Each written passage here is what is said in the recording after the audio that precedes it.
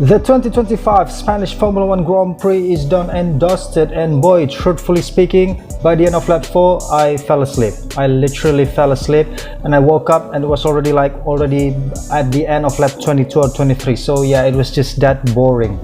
But well, without further ado, it's as per tradition, still 5 topics to comment about, even though I just watched like 2/3 of the race.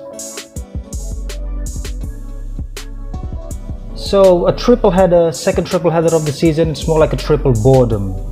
Like, why would you compile Imola, Monaco and Catalunya, 3 of the most boring circuits? It's notoriously boring from the previous seasons, from the past races that have been held there.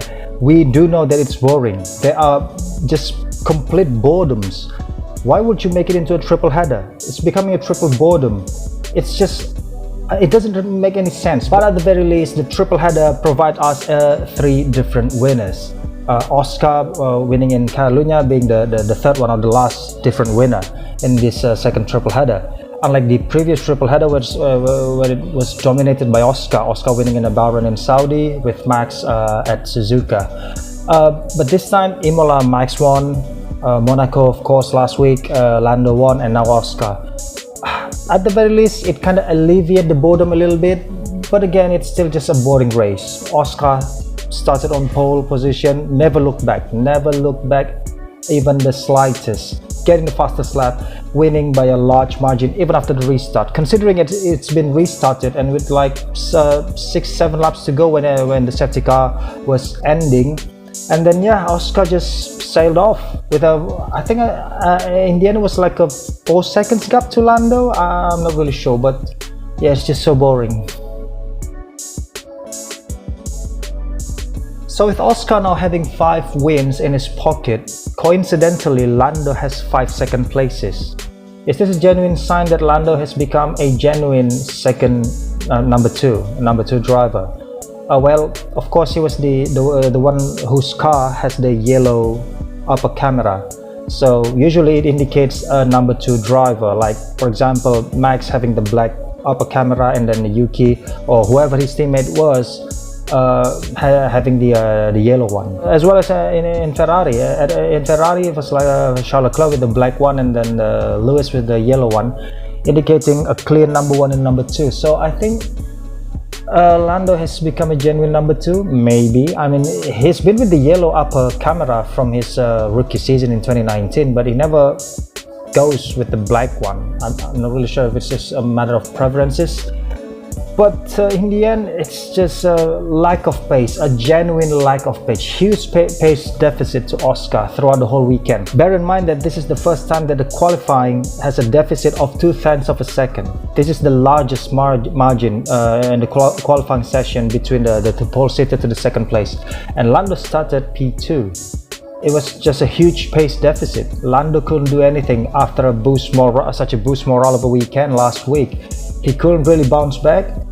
Let's see in Canada. I think Oscar will nail it again in Canada in 2 weeks time, and then come Austria, maybe Lando will bounce back, but I kind of doubt it. Maybe Oscar will go on a roll again, maybe doing another hat trick for these next 2 rounds in Canada and in Austria. But keep in mind that this is not going to be the Senna Prost or Alonso Hamilton type of rivalry at McLaren. It's just more of a calm rivalry. As a matter of fact, I don't even see any rivalry whatsoever between this McLaren lineup. Oscar just smashing those results, and Lando couldn't do anything about it. After a disastrous Monaco weekend last week, where the Mercedes, even at Imola, Mercedes was left scratching their head with both George and Kimi. This time they again are scratching their head. It's just a really inconsistent performance from the Mercedes for this past 4 seasons, since the ground effect era, since the new regulation in 2022. 1 week they were like challenging for the podiums, even for the win sometimes, and then the very next weekend they were like in the lower top 10s. So it's just like a really frustrating and devastating weekend for George. Lacking pace the whole weekend, close by being rammed by Max. he was being crashed into by Max, which gave Max a 10-second time penalty. It just, I generally don't know what Max was thinking. He could have salvaged like a good amount of points, like at the very least a P5, P4, but yeah, he kind of sabotaged his own race, dropping him to P10 after the 10-second time penalty. So yeah, maybe he got unlucky, knowing that the team told him to pit during the safety car, and then they put on hard tires. They didn't really have any option.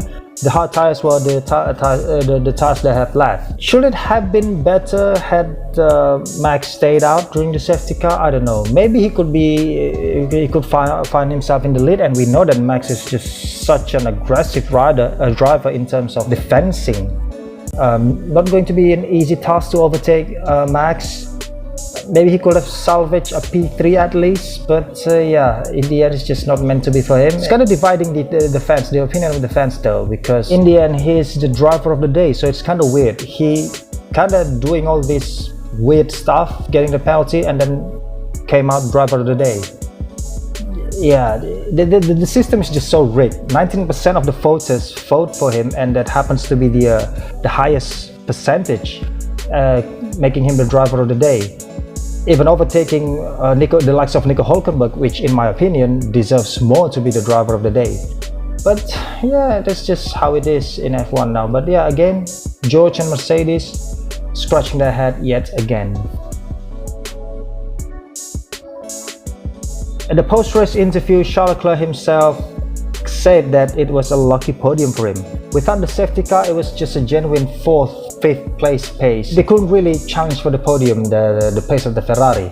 He sacrificed the qualifying, but he found himself in the strong P4, P5 pace, but was lucky enough that the safety car came out. Of course, the safety car came out at lap 54. I think it was at lap 54 or 55. That's when the race kind of getting alive again.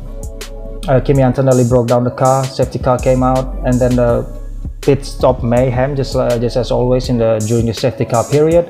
And Charles found himself in P4 again, just right behind Max. They almost collided. And when the green flag starts waving, it's just a horror sign to see. It was almost like a Carlos Sainz, Checo Perez, Baku last year, where it's just like a tangle in the straight line, like a full speed. It's just so horror. Both have a really cat-like reflexes, even better than cat's reflexes. Both keep the car stayed, and then Charles overtook Max by the end of the turn 1, and then yeah, the rest is just a sail off for him in the podium places. This is his best result in Catalunya since he made his debut in 2018. He has never finished on the podium at Catalunya, and this is the first one, starting from P7. So despite the luckiness, the pace is there. A few times last season, Lewis Hamilton was kind of asking himself whether it was him or the car, the Mercedes, the W15. And that's also the reason why he made a move to Ferrari, trying to see if it's the car or if it's him. But this is genuinely a worrying sign of decline for Hamilton, for Lewis. I mean, for only the second time he outqualified Charles. It's debatable whether or not he's the best in around one lap, but for only the second time that Lewis beat Charles, he was absolutely nowhere near the top 4 during the race. Not even the top 5. Well, he was running in top 5 before the safety car, but he was constantly under threat from those behind him. And even after the restart, imagine this. You're a Ferrari, a factory team, well, let's just call it a factory team if we're going to use the MotoGP term. You're the factory team, and you got overtaken by the customer, your customer, a Sauber Ferrari, a Sauber which has a Ferrari power unit. That's the customer team. And Lewis got overtaken by a Sauber, by Nico Hülkenberg. Nico salvaging that P6, and then with Max's penalty, Nico got promoted to P5, with Lewis also promoted to P6. Lewis was actually over the line in P7 after the restart, after changing the tires. Tough to see. is the spark still there? That's the main question. Is the spark still there? Like, we know Lewis's magic.